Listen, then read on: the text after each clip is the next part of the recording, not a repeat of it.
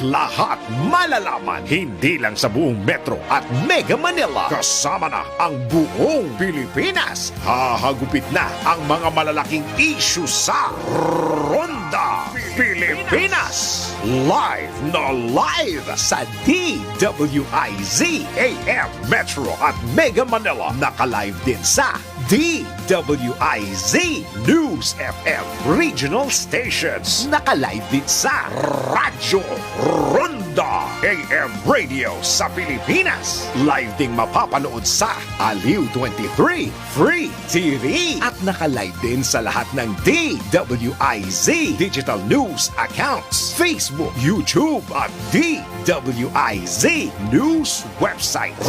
Ronda Pilipinas. Wala nang mahuhuli sa balita. Wala nang maiiwanang issue na hindi mo alam. Ngayon, updated ka na sa Ronda Pilipinas. Kasama si Dennis Antenor Jr. Ronda Pilipinas. Narito na mga headlines para sa Ronda Pilipinas. Ronda Pilipinas. DTI nagpaliwanag sa pagtaas ng presyo ng ilang bilihin. Ronda Pilipinas. Patutsada ni Senador Pimentel, sinalang ni Senate President Zubiri, pagbibitiw sa pwesto ay kinukonsidera sakaling pumalpak ang economic tsa-tsa. Ronda Pilipinas. Mga dagdag na benepisyo matapos ang contribution na adjustment, muling tiniyak ng PhilHealth. Ronda Pilipinas. Publiko binalaan ng DOH sa pagpapaturok ng gluta at stem cell therapy.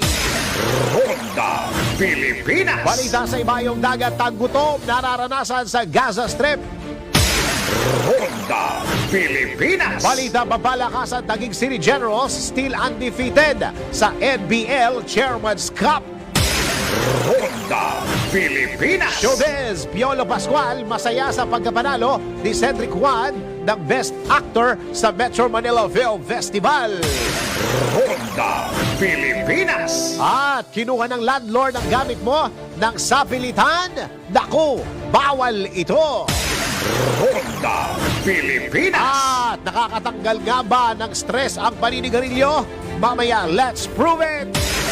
Ronda Pilipinas. Ang mga malalaking mga balita, ang mga matitinding mga pinag-uusapan, ang mga maiinit at pinagtatalunang mga issue. Lahat hagip, lahat malalaman. Hindi lang sa buong Metro at Mega Manila. Kasama na ang buong Pilipinas. Hahagupit na ang mga malalaking issue sa Ronda Pilipinas. Live na live sa DWIZ AM Metro at Mega Manila. Naka-live din sa DWIZ News FM Regional Stations. Naka-live din sa Radyo Ronda AM Radio sa Pilipinas. Live ding mapapanood sa Aliw 23 Free TV. At naka-live din sa lahat ng DWIZ Digital News accounts, Facebook, YouTube at DWIZ News website. Ronda Pilipinas. Wala nang mahuhuli sa balita. Wala nang maiiwanang issue na hindi mo alam. Ngayon, updated ka na sa Ronda Pilipinas. Kasama si Dennis Antenor Jr. Ronda Pilipinas. Tama, live na tayo sa DWIZ Metro Mega Manila. Naka-live din tayo sa DWIZ News FM Regional Stations. And of course, sa Radyo Ronda. At sa lahat ng mga ginagawang radyo kanilang mga TV, live din tayo sa Free TV sa Aliw Channel 23. Magandang araw, Pilipinas. Ako ang iyong magiging tagapagbalita. Ako si Dennis Antenor Jr. Ronda Pilipinas. Balitang panahon, asahan ang maulap na papawirin at pulong-pulong pag-ulan at thunderstorms bunsod ng shear line sa silangang bahagi ng Mindanao. Kawawa naman sila doon. Muling ibinabala ng Pag-asa ang posibleng flash floods at landslides bunsod ng katamtaman hanggang sa malakas na pag-ulan sa Caraga, Davao Region at Northern Mindanao dahil sa tinatawag na shear line. Posible ring makaranas ang Cagayan Valley at Aurora ng maulap na papawirin na may kasamang mahinang pag-ulan dahil sa northeast monsoon o tinatawag na amihan. Samantala, bahagyang maulap na papawirin na may kasamang kalat-kalat na mahinang pag-ulan ang mararanasan sa Metro Manila, Visayas at nalalabing bahagi ng Luzon. Asahan din ang bahagyang maulap na papawirin at pulu-pulong pag-ulan o thunderstorms bunsod ng shear line sa nalalabing bahagi ng Mindanao. Ronda Pilipinas. Nagpaliwanag ang pamahalaan kung bakit pinayagan ng ilang manufacturer na makapagtaas ng presyo ng kanilang mga produkto. Sinabi ni DTI ASEC Amanda Nograles na ito'y dahil 2018 pa nung huli silang humirit ng taas presyo ang mga ito.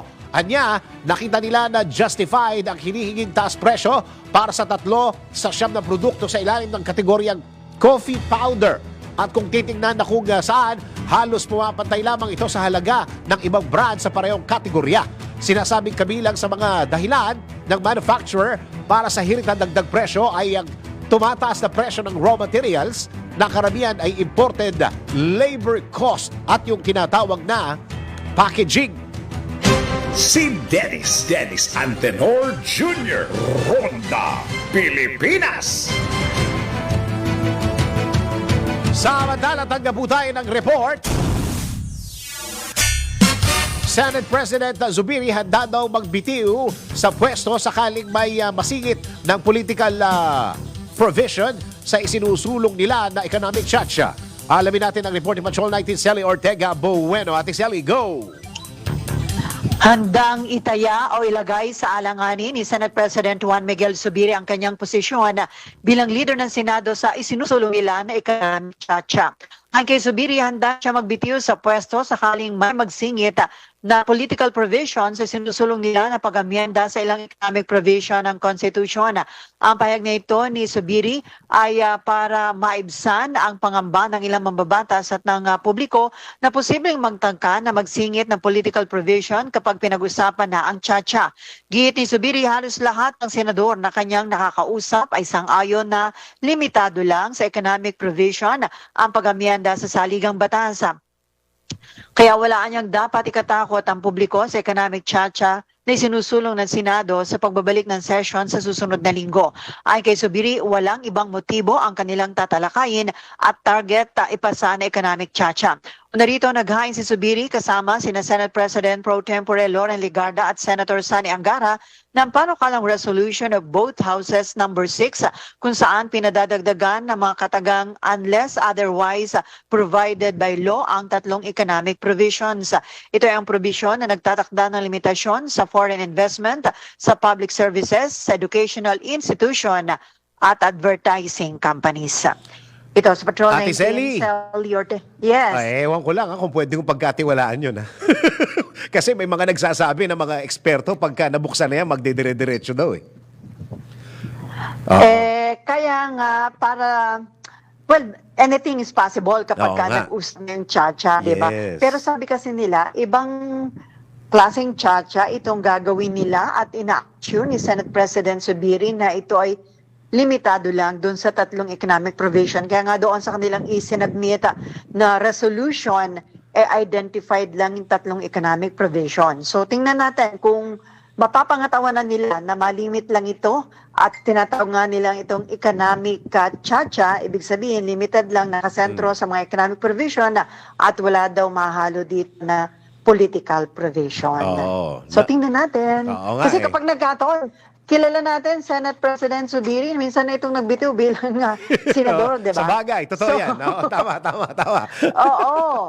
Kaya sabi niya, handa siyang i-risk, ilagay sa alanganin ang kanyang posisyon bilang Senate President para lang ibsan yung takot, yung pangamba, hindi lang ng publiko, kung hindi ng ilan niyang mga kasamang mababatas. So, naghayag dyan si Senator Amy Marcos, sabi niya, andun yung danger, basta pinag-usapan ng chacha, anything is possible. Nandiyan yung danger na may mag-attempt na, mag-a-amend na rin lang ng Constitution, isama na ito. Diretso na yun, natin. tingnan natin. Oo. Buhay pa pala yung no? Magkaribal na parang sila, Senator Pimentel at saka, parang minsan na silang nagkaroon ng issue dalawa, di ba? Parang, Ay, oo. Di ba, no? Nung nakaraan? Diba, nagsampahan niya ng mga kaso sa dahil sa yung kanila, bilangan. Yata yung bilangan, no? Oo, Tama? sa bilangan. Oo. Nanalo naman dito, Senator Coco Pimentel. Pimentel. Yun nga, nagresulta rin yan ng pagbibitiw niya bilang senador ni Senate President Zubiri. At yun, medyo nagkakagutan din sila ngayon pagdating sa Chacha. Kasi sabi ni Senate Minority Leader Coco Pimentel, mukha kaming na-hostage Stand ng Senate, no to Chacha. Ngayong may sinusulong na People's Initiative na ang intention nga daw, pahinain ng Senate dahil joint team ang gusto ng mga nagsulong ng People's Initiative. Biglang nagsulong ng yan ng Chacha, economic Chacha, mismo ang Senate. So parang, hindi ba na-hostage daw yata yung Senado at napilitan na lang na mag-chacha kahit nung una ay ayaw nilang makisayaw sa tugtog ng chacha. Ibahin daw yung chacha na na dapat ang meaning ng chacha, character change daw. Nako, applicable yun sa mamin na nasa gobyerno. Character change, hindi na charter change. Character change daw ang kailangan. Oo, character change sa lahat, hindi lang sa mga politiko, marami sa atin siguro. No, Saka may basbas naman ng Malacanang na kailangan i-lead ng Senate Kaso may mga congressman na nagrereklamo, ayaw namin mag-istampad ng Kongreso ng Senado yun lang. Ang problema, nung nagkaroon ng sinasabi ni President Zubiri, nung nagkaroon ng ganyang agreement, sa harap mismo ng Pangulo, andon si Speaker. Tama, nandun si Speaker. Nakalimutan yata nila yun. Nandun si Speaker. Pero sabi ni Senate President Zubiri, sumang-ayon si Speaker na ang mag-lead ng pag-aaral, pag-review at pag-revise ang economic provision ng Constitution ng Senate, kung ano yung ma-approve daw ng Senate, i-adapt ng Kamara. So mukhang, hindi nagustuhan na yung kongresista na sunod-sunod lang kami kung ano yung gusto ng Senate. Kami nag-umpisa, sabi. Kami nag-umpisa niya na. Oo. Kami nag-umpisa niya, bakit sila magiging lead? Oo nga. Anyway, tingnan natin. Mahaba pa yan, Ate Selly. Mahaba pa yan. Mahaba pa ito. Madugo pa ito. Maka-ending. Wala namang mangyaring chacha. Correct. Maraming salamat, Ate Selly. Okay, back to you. Si Ate Selly Ortega Bueno nagre-report mula dyan sa Senado. Kapag may bagong balita, naka-on air, agad-agad, DWIZ Patrol Reports. Samantala, nilinaw ng Department of Trade and Industry na walang pagtaas ng presyo sa produktong kape. Sa panayam ng DWIZ, sinabi ni DTI Assistant Secretary Amanda Nograles na nasa 3 mula sa 9 na produkto lamang ng kape ang inaprubahan ng DTI. 3 lang po talaga ang gumalaw sa kabuuan ng coffee refill and 3-in-1. Sa katunayan, wala pong pagtaas ng presyo, sir. Ito pong naging price adjustment po siya at in-apply po nila sa DTI kasi nag-retain po yung presyo nila pero nabawasan ng timbang. Iba naman po na kape na bumaba ang presyo pero may karampatang pagbaba ng timbang. Pero mas malaki po yung pagbaba ng timbang kaya sinabi namin ay price adjustment yan. Kailangan natin i-review yan. Pero yun po bahagya lang po talaga kasi parang bumaba yung timbang ng konti pero bumaba rin ang presyo.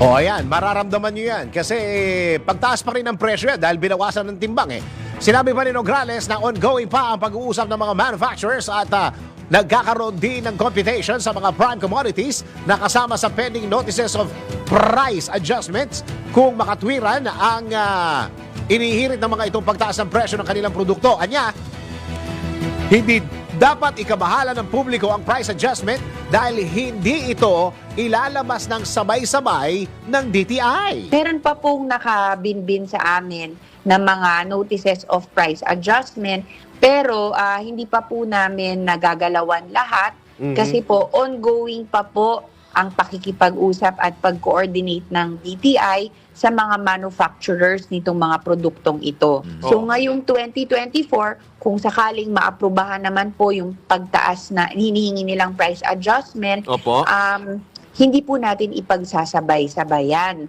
Magiging in tranches po yan. So sa katunayan, ang nangyari nga po yung unang batch, ito na po yung 9 items. Pero yun nga po para hindi po ikabahala ng ating mga consumers, ang total po na if ever kung sakaling gagalaw, ano lang po to, 29% ng suma total na mga basic necessities and prime commodities sa ating SRP bulletin. Ang kabuuan na 154 mahigit po, yan po ay magre-retain ng presyo. Wala pong galawan, wala pong price adjustment. Ang problema kasi dito, doon sa mga tindahan, baka magtaas na sinasabi ng DTI na wala pa, pinag-uusapan pa. Baka makaramdam po kayo ng pagtaas ng presyo ng mga prime commodities na yan, ay isumbong na ninyo dahil wala pa. Sabi nga ni ASEC Amanda, ay pinag-uusapan pa. Okay? Baka mamaya iba pagkakaintindi. Yan ang tinig ni Assistant Secretary Amanda ng Department of Trade and Industry. Ronda Pilipinas. Walang problema sa ilang consumer sa pagbabawas ng timbang o laman sa kada pakete ng ilang brand ng kape. Ito'y matapos yung anunsyo ng Department of Trade and Industry Philippines na inaprubahan ng hirit ng ilang manufacturers ng kape na magbawas na lang ng timbang sa kanilang produkto. Kasalukuyang nasa 13 pesos hanggang 15 pesos ang bentahan ng kape sa ilang mga tindahan na may kasama ng mainit na tubig at templado na sa isang styro cup. Una nang nilabas ng DTI ang bago suggested retail price bulletin kung saan may nangyayaring paggalaw o may mangyayaring paggalaw sa ilang presyo ng siyam na grocery items. Kabilang na po kabilang na dyan ang asin. Si Dennis Antenor Jr. Ronda Pilipinas. Samantala, tanggap tayo ng isa pang report. Panawagang isuspinde ang PhilHealth premium rate hike. Ay, kasi nga nagtataasan ng presyo. Dapat daw pakinggan ng Malacanang. Alamin natin, nagbabalik sa report si Patrol 19 Selly Ortega Bueno. Ate Selly, go! Dapat daw napakinggan ng pamahalaan ang panawagan ni Health Secretary Ted Herbosa na isuspindi ang 5% premium rate hike sa PhilHealth. Ito ang kay Senator Amy Marcos ay dahil hindi ngayon ang panahon para magtaas ang PhilHealth sa sinisingil itong contribution. Patuloy ang pagtaas ng presyo ng langis, taas ang presyo ng bigas dahil sa kapos sa supply, kaya hindi dapat nadagdagan pa ang hirap na dinadanas ng ating mga kababayan. Pinuri ni Senator Marcos, Secretary Herbosa, sa naging apela nito sa Pangulo dahil pagpapakitaan niya ito ng pagiging sensitibo sa sitwasyon ng ating mga kababayan sa ngayon. Samantala, umaasa si dating Senate Committee on Health Chairman Senator J.V. Ejercito na aanin ng suporta sa Senado ang isinusulong niyang amendment sa Universal Healthcare Law na naglalayong ibaba ang dagdag sa premium. Ito ay habang bumabangon pa ang ating mga kababayan sa epektong dinulot ng pandemya.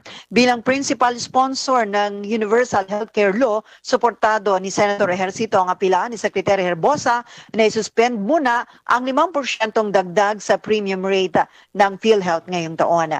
Ito sa Patrol 19, Sally Ortega Bueno para sa DWIZ, nagbabalita ng tama, naglilingkod ng tama. Kapag may bagong balita, naka-on air agad-agad DWIZ Patrol Reports. Samantala, bumabalo na sa 265 million pesos ang kita ng PCSO, Philippine Charity Sweepstakes Office, sa loob lamang ng isang araw. Ayon kay PCSO General Manager Mel Robles, ang 265 million pesos ay naitalang kinita ng ahensya nitong nakalipas na Martes, January 16. Itinuturing din nito anyang pinakamataas na kita ng ahensya sa nakalipas na 5 taon o noong October 14, 2018 nang sumirit sa mahigit 1.8 billion pesos ang jackpot prize sa Lotto Draw. Mga gunitang itinaas ng PCSO ang pot money sa Lotto Draw, partikular sa Grand Lotto 655, Ultra Lotto 658 at Super Lotto 649 matapos ilunsad ng handog pakabog ng Christmas draws noong December 16. Nagpasalamat naman si GM Robles sa taumbayan sa suporta sa Lotto kaya tumataas ang kita ng ahensya na ipinagtutulong din sa mga nangangailangang mga Pilipino. Ronda Pilipinas. Samantala, bantay sarado ng Department of Trade and Industry ang presyo ng bottled water dyan po sa Baguio matapos ang diarrhea outbreak. Sinabi ni Trade and Industry Baguio Benguet Consumer Protection Division Ralph Altien na nagsagawa sila ng inspections sa 4 na establishmento maging mga hanay ng tindahan. Hindi naman napansin na opisyal ng DTI ang anumang pagtaas ng demand para sa bottled water na maaaring makaapekto sa supply. Nagbabala naman si Baguio City Mayor Benjamin Magalong laban sa mga mapagsamantalang negosyante sa kabila ng health emergency na naranasan sa lungsod. Si Dennis Antenor Jr.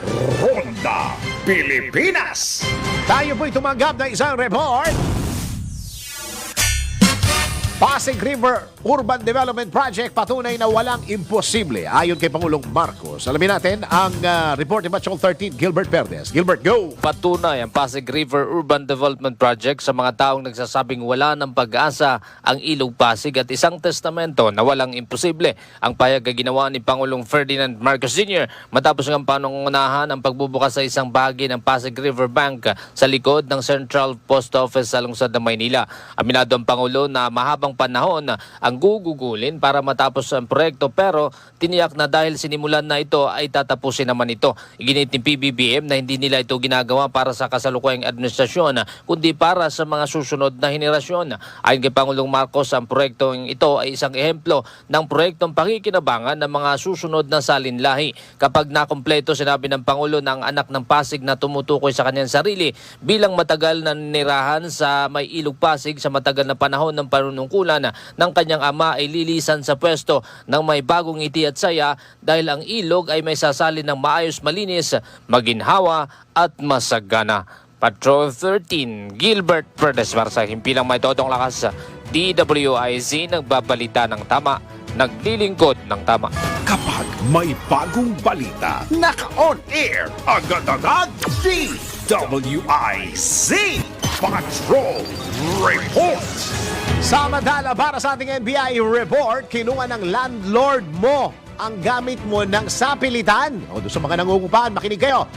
Bawal na bawal po yan. Alamin natin ang kaparusahan mula sa report ni Angelo Bainyo. Alamin kung bawal o hindi. Dahil kung di mo alam to, kaso ang kakaharapin mo sa NBI. Nako, bawal ito. Sapilitang kinuha ng landlord ang mga gamit ng kanyang tenant bilang pambayad sa renta? Nako! Bawal ito! Sa hirap ng buhay at mahal na mga bilihin ngayon, hindi maikakaila na minsan masushort tayo sa budget. Lalo na kung maraming binabayaran katulad na lamang ng upa sa bahay. Pero paano kung isang araw, biglang pumunta sa inyo ang may-ari ng bahay at pinipilit kuhanin ang inyong mga gamit kapalit ng hindi pagbabayad ng renta? Alam nyo bang maaring kasuhan ang landlord na yan? Ayon sa batas, kapag ang may-ari ng inyong tinitirhan ay sapilitang pumapasok sa loob ng bahay, maaari siyang kasuhan ng trespassing. Kapag naman pinilit ng may-ari na ilabas ang inyong mga gamit, siya ay maaring kasuhan ng grave coercion na may parusang aresto mayor o pagkakakulong ng 1 hanggang 6 na buwan at multang hindi hihigit sa 500 piso. Ngunit kung sa kasunduan ay mayroong probisyon na pinahihintulutang pumasok ang may-ari kung hindi nakakabayad o tapos na ang renta, ito ay pinahihintulutan ng batas. O, sa mga landlord dyan, hindi naman kailangang mangharas kapag maniningil ng upa. Babayaran ka naman kaagad kapag nagkapera. Kung hindi man makapagbayad, huwag maging abusado para hindi ka masabihan ng, nako, bawal ito. Ronda Pilipinas. Si Dennis Antenor Jr. Ronda Pilipinas. Tuloy-tuloy mga balita at impormasyon sa Ronda Pilipinas. Siguro naman mga magulang na balitaan nyo na po na merong may mga chismis. Hindi naman chismis kasi pinag-aaralan na di ba? Na ibalik sa dati yung pasukan na June. Oo. Dahil yung iba, ano ba tayo ngayon? Nagpabukas tayo ng klase ngayon, August na no? Sige, Pag-usapan ho natin na may teacher ho nasa linya. Okay, ang National Chairperson ng Teachers Dignity Coalition, si Chairman Benjo Basas. Chairman, Sir Benjo, magandang araw. Happy New Year! Yes, Sir Dennis, at magandang umaga po at sa mga nakikinig po at nanonood. Okay, Sir Benjo, ano po ang tanggap ng mga kayo po sa inyong grupo na itong lumulutang na balita na ibabalik sa ang pasukan ngayong June? Parang yung nalaman ko balita mga 2025 to 2026. Go ahead, Sir Benjo. Yes, sir. Una-una, talagang chismis yan ng mga nakaraang linggo. No? Pero winakasan po yung chismis no? Itong ginawa po na dialogue no at consultation po no sa DepEd Central Office noong January 16. But prior to that, noong January 15, sa isang hearing sa House Committee on Basic Education, na-raise na po natin yan at kinonfirm po ng DepEd na that they are planning no. They are open no. Confirm. Oo. Nagkakaroon na po ng mga consultation. At yun nga po, no, noong January 16, kami po pinatawag, no, dyan po sa Central Office, no, along with the other organizations of teachers, no, parents, no, and even the students. No? So, para po magkaroon po ng consensus dito. Tama po, yung binanggot po ninyo, yung ating school year po ngayon ay bahagi na ito ng transition at nakapano na ito na magbalik no yung opening ng klase natin sa June by 2025. Tama po yung sinabi nyo. Ngayon ay 2023, 2024. Matatapos po ang ating school year, ang ating klase ng May 31. Napaaga po ito no ng kalahating buwan no. This year pala, this year. Yan po no, kaya May 31, after May 31 asya na po muna no hanggang July 28, 2024. And July 29, 2024 po, magisimula yung school year 2024-2025. Opo. Ano po ang tanggap po ninyo ng mga teacher po dito? Isa ho ba kayo sa pinanggalingan ng suggestion na ibalik sa June? Sir Benjo? Well, yes, I assume. Alam mo, Sir Dennis, pinag-uusapan natin ito nung nakaraang taon, di ba? Correct. Ng ilang ulit. No? At of course, hindi naman kami natapos no, dun sa mga media interviews formally no we actually appealed no to the DepEd no we have sent no at least 2 formal requests no for dialogue no and of course no yung detalye ng aming proposal kung ano yung scheme na pwedeng gawin para makabalik no ng 2025-2026 yung ating school year. And that's the same, no? Ganun din yung aming proposal. 2023 and 2024 would be transition, no? Gradual po yan, no? Tapos 2025 babalik. Almost the same, no? Yung ating ginawa po ng DepEd. Nagpapasalamat po kami diyan no doon sa action po ng DepEd hindi sa bagay po nito. Opo, kasi ang reklamo po ng mga magulang, Sir Benjo, yun daw June ay very open sa mga suspension ng mga klase dahil yung June parang diyan tayo inuulan at binabagyo, Sir Benjo Pero just the same, no? Ay, nawala si Sir Benjo. Oo. Nawala. Nandiyan ba? Sir Benjo, please come back. Yes. Yon. Go ahead. As you were saying po. Go ahead. Opo, unpredictable na din po no yung ating weather condition well, ang pinakamalalakas na bagyo po no sa recent history natin po no parang 8 of 10 na pinaka-destructive ng mga bagyo ay dumating after August no. So parang hindi naman po din hindi na rin po magandang argument po yung weather argument po niya no pero yung manageability po kasi no nung klase no kapag sobrang init yun po yung questionable talaga kaya doon nag-settle po yung DepEd po dito. Open ho ba kayo dun sa Opo. Sige, go ahead Sir Benjo. Yes, sir. Hindi lang naman iyon no kasi yung Abril at Mayo, yan din po yung panahon ng mga festival, mga kapistahan, local at national, election, no, yung ating mga palarong pambansa, mga liga, yung ating Holy Week no na almost isang linggo na walang pasok na so ibig sabihin yung intervention po no ay dapat din natin pong tignan. National election diyan din po mapasok sa Mayo. Meron nung nagsasuggest na bakit hindi na lang natin ituloy kasi pagka umuulan nga naman at bumabaha, balik tayo doon sa anong tawag doon? Hybrid na pagtuturo sa mga bata. Di ba meron tayong mga modular noon na Sir Benjo na nauso noong pandemic? Yes sir, but just the same. Just the same. Mahirap pong iusog yung buwan ng eleksyon, no? Yung buwan yung mga araw ng eleksyon, yung mga piyesta official, no? Yun po yung challenge, no, sa atin, no? Pero tama ka, no? Madali tayong mag-shift, no? From face-to-face to modular. At ginagawa din naman po yan. Hindi naman po yan inaalis ng DepEd. So far po, hindi po inaalis ng DepEd yan. Right now, may policy po ang DepEd, no, na kapag sobrang uminit, no, uminit ng husto, pwede mag-shift, no. Pag meron tayong mga ulan, ano, or whatever, mga pagbaha, kahit walang signal, no, ay pwede pong mag-shift sa asynchronous. Ano lang naman po yan? Yan yung pangsalo, no, ng mga policy po. Tama. Kaso ang problema, Sir Benjo, pagka umuulan, walang internet eh.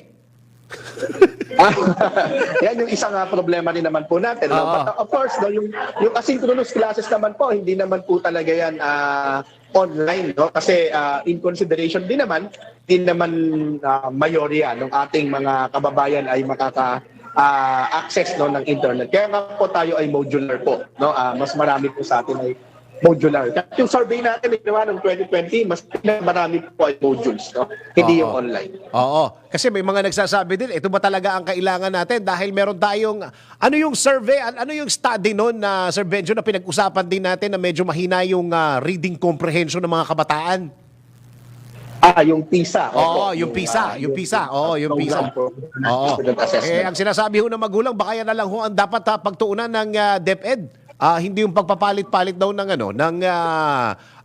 date ng pasukan. Ano masasabi hindi niyo naman dyan? to dapat ibangga. Hindi naman po ito dapat ibangga, no? Kasi makaka-apekto rin naman talaga, no, yung school calendar doon sa learning outcomes, no? At proven naman po 'yan, ano? Kasi habang mas marami yung intervention, no, marami din po, no, yung learning losses, no, na pwede nating i-suffer, no? Kaya dapat po natin ito na isang positibo, no, no, at na gustong i-resolve yung existing and possible, no, problems po na pwede natin paghaharapin in the future. 1 year lang po tayong pinaranas, no, ng full school year, no. Oo. Ay, nawala si Sir Benjo. Sige, okay na kasi nakuha ko na yung kanyang so parang naka-ready yata ang Teachers Dignity Coalition, ano? Siguro ang dapat maghanda na lang dito yung mga nanay. Oo. Nandiyan ba siya ulit? Okay. Sir Benjo, Yes, sir. pakitapos po yung sinasabi po ninyo. Go ahead po. Opo, no, yun yung sinasabi ko po kanina. No? 1 year tayong pinaranas ng full face-to-face, no, na buong school year at sakop niya yung March, April at May. Mainit. May record tayo ng pinakamainit na araw last year, no? So, ibig sabihin po nito, kaya alam nyo, nung naranasan natin ito, lahat maas, no, yung pumapabon na ibalik ito sa June to March cycle. Oo. Meron pa ba mga eskwelahan o mga room, Sir Benjo, na walang electric fan? O lahat ito meron na?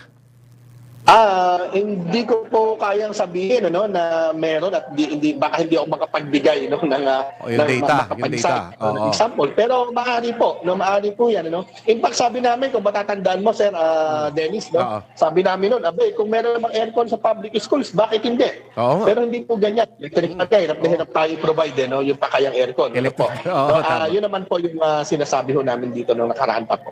Okay, so ganun talaga siguro. Kailangan na talaga maghanda ng mga magulang dahil talagang mangyayari ang pagbabalik natin sa June na Sir Benjo, no? Yes, sir.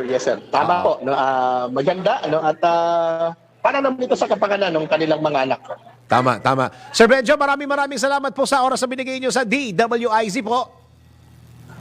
Yes, sir. Maraming salamat din po. Mabuhay po. Chairman Benjo Basas ng National Chairperson, Teachers Dignity Coalition. Ronda Pilipinas. Sa madalat hanggang po tayo ng mga reports. Mga nakatira sa gilid ng Pasig River na apektuhan ng proyekto ng Esplanade, hiniling sa gobyerno na payagan silang magtinda at bigyan ng pabahay. Alamin natin ang report ni Patrol 5, Ayayu Pangko. Kuyaya, go! Pabor ang ilang mga nakatira sa gilid ng Ilog Pasig sa isinagawang rehabilitasyon ng pamahalaan. Ayon sa ilang nakatira dito sa gilid ng Ilog Pasig, nakikita naman ang magandang resulta ng proyekto. Pero anya, hiling lang sana nila sa gobyerno na mabigyan sila ng pwesto sakaling payagan na magtayo ng mga tindahan dito sa Esplanade. Nabatid na halos 5,000 ang bilang ng mga nakatira sa gilid ng Ilog Pasig na karamihan ay galing sa lalawigan, kung saan pagkakalooban ito ng pabahay sa mga maapektuhan ng proyekto. Kagabi, pinangunahan ni Pangulong Ferdinand Bongbong Marcos Jr. at First Lady Lisa Araneta Marcos ang formal na paglulunsad nitong Esplanade na tinawag nilang Pasig Bigyang Buhay Muli Project. Ang proyektong ito ay nag-uugnay mula Manila Bay hanggang sa Laguna de Bay. Sinabi ni Pangulong Bongbong Marcos Jr., layunin ng naturang proyekto na pagandahin at gawing tourist spot ang Pasig River. Dagdag pa ng Pangulo, magiging sentro ng economic activity at turismo ang Pasig River, kung saan magiging transportation connectivity din ito sa Metro Manila at mga kalapit na probinsya. Ito yung Patrol number 5. Ayaw pa ako para siyempre na Metro ng Lakas, DWIC. Nagbabalita ng tama, naglilingkod ng tama. Ronda Pilipinas. Samantala, isa mabong report. Marina, inatasan ni PBBM na bumalangkas ng standardization sa maritime industry. Alamin natin ang report ni Patrol 13, Gilbert Verdes. Gilbert, go! Inatasan ni Pangulong Ferdinand Marcos Jr. ang Marina o Maritime Industry Authority na kumilos at simulan ang mga nararapat na akbang para sa pagsasakatuparan ng standardization ng maritime industry at pagkakaroon ng kalidad na gaya ng pandaigdigang pamantayan sa industriya ng pagmamarino. Ayon kay Pangulong Marcos, marami sa mga patakaran at operasyon ng maritime industry sa bansa ay dating estilo na at may kakulungan sa isang nagkakaisang sistema. Kaya naman ayon kay Pangulong Marcos, mahalaga ang pagtatatag ng isang matibay na sistema na naaayon sa mga international na pamantayan upang magtagumpay ang Pilipinas sa pandaigdigang paligsahan. Batay naman sa kanyang pahayag, bahagi ng pangailangan para sa standardization ng industriya ng bansa ay bunga ng kompetisyon sa pandaigdigang maritime industry at mahalaga na hindi maiiwan o iwanan ng Pilipinas sa nasabing larangan. Bukod dito, napuna rin ng Pangulo ang mataas na halaga raw ng pagpapadala ng kargamento sa bansa kung ihahambing ito sa ibang mga bansa na mas mababa naman ang presyo. Inihalimbawa ni PBBM ang murang gasto sa pagpapadala mula Hong Kong patungong Pilipinas upang ipakita ang pangailangan sa mas epektibong sistema sa maritime industry ng bansa. Patrol 13, Gilbert Verdes para sa Himpilang Metodong Lakas, DWIZ, nagbabalita ng tama, naglilingkod ng tama. Ronda Pilipinas. Samantala, isa mabong report. Manila Police District puspusan ang ginagawa pag-aanda sa nalalapit na kapistahan ng Santo Niño dyan po sa may Tondo, Maynila. Alamin natin ang report. Nagbabalik sa report si Patrol 5, Ayayu Pang Kukuyaya. Go! Puspusan na ang ginagawang paghahanda ng Manila Police District sa nalalapit na kapistahan ng Santo Niño. Bukod sa patuloy na cleaning and clearing operation sa paligid ng simbahan ng Santo Niño de Tondo, isa-isa na ring sinagip yung mga street dwellers na nananatili sa paligid. Una na rin ipinatupad ang Zero Vendors Policy sa may bahagi ng Ilaya Street para sa prosesyon ng mahal na poong Santo Niño na inaasahan din na dadagsayin ng sangkatutak na deboto.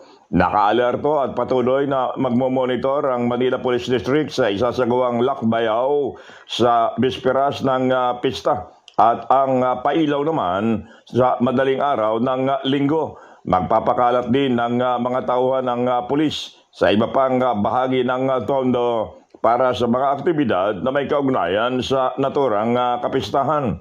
Naglatag na rin ng mga entrance at exit points para mas maging matiwasay ang mga deboto na magtutungo sa simbahan ng Tondo. Ito si Patrol number 5. Ayayu Pang para siyempre may tono ng lakas, DWIC.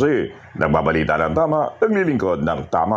Kapag may bagong balita, naka-on air, agad-agad, DWIC Patrol Report.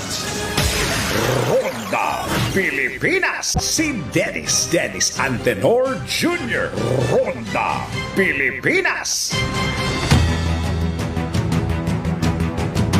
Tuloy-tuloy mga balita at impormasyon sa Ronda Pilipinas. Samantala, isa pa pong report.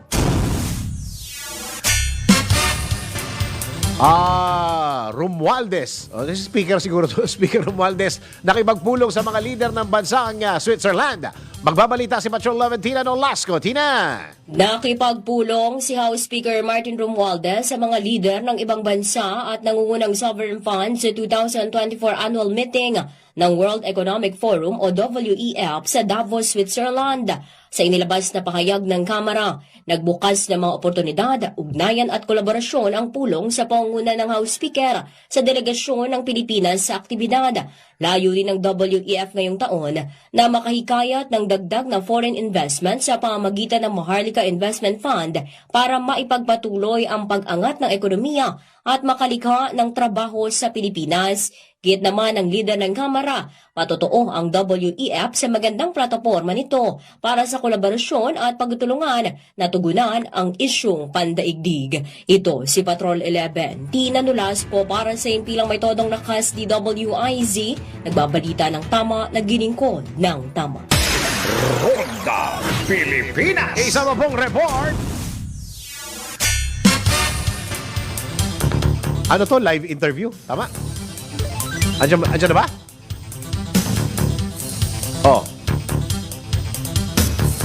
Sige. Mamaya na natin balikan siya. Samantala, pangungutong ng mga umano'y traffic enforcers sa Manila nakarating na sa tanggapan ni Mayor Hani Lacuna Pangan. Alamin natin ang report ni Patrol 5. Aya Yupanco. Kuya Aya, go! Nakarating na sa lokal na pamahalaan ng Maynila yung reklamo ng mga samahan ng mga nagbabagsak ng gulay mula sa Benguet. Ito ay yung isyo ng pangungutong ng mga umano'y traffic enforcers mula sa lungsod ng Maynila. Ayon kay Attorney Princess Abante, tagapagsalita ni Manila Mayor Hani Lacuna Pangan, matapos matanggap yung report tungkol dito, kagad na bineripikan nila sa Manila Traffic and Parking Business o Bureau kung tauhan nila ang nasasangkot sa pangungutong. Matatandaan na una nang inireklamo ng mga miyembro ng Benguet Vegetable Truckers and Traders Association ang isyo ng kutungan, pangingikil sa kanilang mga truck na may dalang agri-products. Sinabi ni Rudy Bulawan, Pangulo ng Asosasyon, ang kanilang mga truck na nanggagaling sa Benguet na may kargang gulay pagpasok sa Arpapa papunta ng Abad Santos Avenue ay hinaharang at pinagbabawalan ng mga traffic enforcer ng Maynila. Anya, papayagan lamang silang makapasok. Papayagan lamang makapasok yung mga truck kapag nakapagbayad ng 2,000 piso. Ang mga traffic enforcers, mabayaran ng 2,000 piso yung mga traffic enforcers kada buwan. Kaugnay nito, umaapila sila sa pamahalaan. Partikular kay Pangulong Ferdinand Bongbong Marcos Jr. na gumawa na ng hakbang upang matigil na yung garapalang pangungutong upang hindi tumaas ang presyo ng mga agricultural product sa Maynila. Kung maalaala, ipinag-utos ni Pangulong Ferdinand Bongbong Marcos Jr. na itigil na ng mga LGU yung paniningil ng pass-through fees sa lahat ng mga sasakyan na nagdadala ng mga goods at merchandise para mapalakas yung tinatawag na ease of doing business sa bansa. Kasi Patrol number 5 ay yung para sa implemento ng lakas. DWIC, nagbabalita ng tama, naglilingkod ng tama. Kapag may bagong balita, naka-on air, agad-agad, DWIC Patrol Report. Mga balitang dapat alam mo kahit sa labas ng bansa. DWIZ Balita sa ibang bansa. Nagbabala ang United Nations Human Rights kaugnay sa naranasang kagutuman sa ilang residente sa Gaza Strip. Ito'y sa gitna ng tumitinding bakbakan sa pagitan ng Israeli at grupong Hamas. Batay sa ulat, nahihirapang makakuha o makahanap ng pagkain ng mga tao sa Gaza dahil sa patuloy na kaguluhan sa lugar. Habang ang mahigit 300,000 mga bata ay lubhang nasa malnutrisyon na, ang kalagayan bunsod na rin ng pagkagutom. Nabatid na hinaharang ng puwersang Israeli ang paghatid ng tubig Pagkain at gasolina, maging ilang mga pangangailangan ng mga tao ay tinatanggal nila o sinisira. Una nang nagpahayag sa publiko ng ang ilang mga opisyal ng Israel, ang humanitarian aid sa Gaza ay ikukondisyon alinman sa pagpapalaya ng mga hostage na labag sa batas ng hawak ng Hamas. Ronda Pilipinas! Samantala para sa ating sports, Taguig City Generals still undefeated sa NBL Chairman's Cup. Sports News mula kay Kim Gomez. Unang palakasan, ang latest malalaman sa DWIZ Sports News. Wala pa ring nakakatalo sa reigning champions na Taguig City Generals sa kanilang kampanya sa NBL Chairman's Cup. Dominanteng tinapos ng mga general ang nakaraan nilang 4 na laro sa pangungunayan ng kanilang key players na sina Mike Sampurna at LJ Mayo. Matatanda ang unang nakaharap ng Taguig ang Zambales Eruption, sinundan ng Muntinlupa Chief rematch kontra sa Zambales at Makati Circus Music Festival kamakailan lang. Sa ngayon mayroong clean 4-0 win-loss record ang Taguig City Generals at susunod nilang mga kalaban ang Kamsur Express ngayong darating na Biyernes. Sa linggo naman, kanilang makakaharap ang Tatak Jalbinyana. Tumutok lang sa Aliw Channel 23 para mapanood ang pagtutuos ng mga homegrown talents. Ronda Pilipinas! Ito na ang latest, bagong-bago, fresh na fresh, DWIZ Showbiz News! Sa Madala, Piolo Pascual, masaya sa pagkamanalo ni Cedric Juan ng Best Actor sa Metro Manila Film Festival. Showbiz Report ni Anton. Para sa aking balitang showbiz, inamin ni Piolo Pascual na gusto niya ang pagkapanalo ni Cedric Juan ng Best Actor Trophy sa katatapos lamang ng Metro Manila Film Festival Awards Night. Ayon sa aktor na gumanap bilang isang pari sa Kumborza, karamihan ng kanyang scene ay kasama niya si Cedric, kaya natuwa siya dahil ito ang nanalo. Panahon na raw para makakita ng ibang winner ng Best Actor at hindi yung mga datihang winners. Matagal-tagal na rin umano siya sa industriya at panahon na para may ibang artista naman na makilala at magkaroon ng maraming opportunity sa showbiz. Sinabi pa nito na nag-message din siya kay Cedric para batiin ito sa pagkapanalo kung saan magbubukas umano ito ng pinto ng opportunity para sa indie actor. Samantala, aminado naman si Piolo na mas gusto niyang kumita ang pelikula kaysa sa magkaroon ng award. Masisipagin umano ang producer na gumawa pa ng maraming pelikula kung kikita ito. At yan aking balitang showbiz para sa impilang metodong lakas, DWIZ. Ako si Anton, nagbabalita ng tama, naglilingkod ng tama. Ronda Pilipinas! At nakakatanggal nga ba ng stress ang paninigarilyo? Tara, patunayan natin yan. Let's prove it! Bago maniwala sa mga claim-claim na yan, patunayan na yan sa Let's Prove It! Stress reliever para sa iba ang paninigarilyo. Yung iba naman ay hindi na daw kayang alisin ng paninigarilyo sa araw-araw na pamumuhay nila. Ngunit totoo nga bang nakakatanggal ito ng stress sa tao? Tara, let's prove it! Ayon sa Mental Health Organization o WHO, kabaligtaran ang paniniwala ng karamihan na nagtatanggal ng stress ang paninigarilyo dahil ang isang stick ng sigarilyo ay nagtataglay ng nicotine na isang stimulant drug na nakakadagdag ng anxiety at tensyon ng tao. Bukod sa anxiety at tensyon, marami pang mga sakit na makukuha sa paninigarilyo at ilan sa mga side effects ng nicotine sa katawan ng tao ay ang kawalan ng ganang kumain, pagtaas ng heart rate at blood pressure, pagpapawis, diarrhea at nausea. Psychological lang daw na natatanggal ang stress sa mga tao at hindi ito clinically proven. Sa bawat hit-hit buga mo ng usok mula sa sigarilyo, siguradong mai-stress ka kapag naglabasan ng mga sakit na dulot ng pagyoyosi mo. Change your lifestyle, eat healthy, at ang pinakamabisang stress reliever ay ang pag-spend ng time sa family. Bago maniwala sa mga claim-claim na yan, patunayan na yan sa Let's Prove It! Ronda Pilipinas! At bago tayo magbalam, tayo munang magpatama quote for the day. Ang ating patama quote for the day: madaling kunin ang tiwala ng isang tao pero mahirap nang ibalik kapag nasira na. Ayan. Kaya pagka pinagkatiwalaan ka, ingatan mo at alagaan mo ang tiwala na yan. Oo, dahil may mga pagkakataon na yung tiwala na yan ay kahit anong mangyari, hindi na yan babalik. Ayan. At doon naman sa mga nagtiwala at nasaktan, kahit papano dapat marunong at dapat nating matutunan ang magpatawad. Oo. Wag na yung may inaalagaan kang galit sa katawan, sa puso. Okay? Dapat matuto ka ring magpatawad dahil ang galit ay parang lason na ikaw ang nag-take pero inaasahan mo na doon sa kagalit mo ang mamamatay. Pero ikaw yun. Dahil ikaw ang nakakaramdam ng galit. Baka magkasakit ka pa sa puso niya. Okay! Maraming salamat Pilipinas. Yan po ang kabuuan at kabuuan ng mga balita at impormasyon sa Ronda Pilipinas. At tabayan na po ang susunod na programa. Yes, yo! Topacio with. Andiyan ba si attorney? Baka dumating. Attorney Ferdy Topacio at Doc Sheleano. Maraming salamat Pilipinas. Ako ang inyong nagbalita. Ako si Dennis Antilor Jr. nagbabalita ng tama, naglilingkod ng tama.